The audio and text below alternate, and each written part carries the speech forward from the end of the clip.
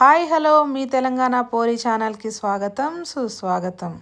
సడన్గా వర్షాలు వస్తున్నాయి. ఇమీడియట్గా మనకి ఏమైనా స్నాక్స్ చేసుకొని తిందామా అనిపిస్తుంది.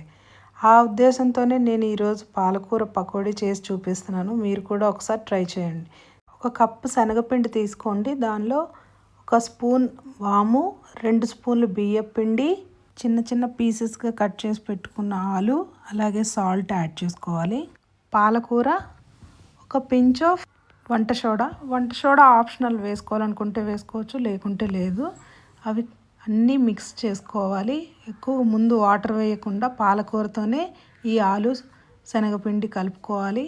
కొంచెం వాటర్ యాడ్ చేసుకుంటే మనకి వీడియోలో చూపించినట్లు మనకి కన్సిస్టెన్సీ అలా ఉండేటట్లు చూసుకోవాలి. వాటర్ సరిపడా వేసుకొని చక్కగా కలుపుకొని పెట్టుకున్న దాన్ని ఆయిల్ మరిగించుకున్నాం కదా వీడియోలో, దానిలో కొంచెం కొంచెంగా పకోడీలా వేసుకొని వేయించుకొని తీసుకొని సర్వ్ చేసుకొని తింటే, పాలకూర అంటే ఇష్టపడిన వాళ్ళు కూడా ఈ పాలకూర పకోడీని ఇష్టంగా తినేస్తారు. క్రిస్పీగా, టేస్టీగా, సింపుల్గా మనం చేసుకునే స్నాక్స్ ఇవి. ఒకసారి ట్రై చేసి మీకు ఎలా వచ్చాయో నాకు కామెంట్ చేయండి. వీడియో నచ్చినట్లయితే తప్పకుండా లైక్ చేయండి, షేర్ చేయండి, సబ్స్క్రైబ్ చేయడం మాత్రం మర్చిపోకండి.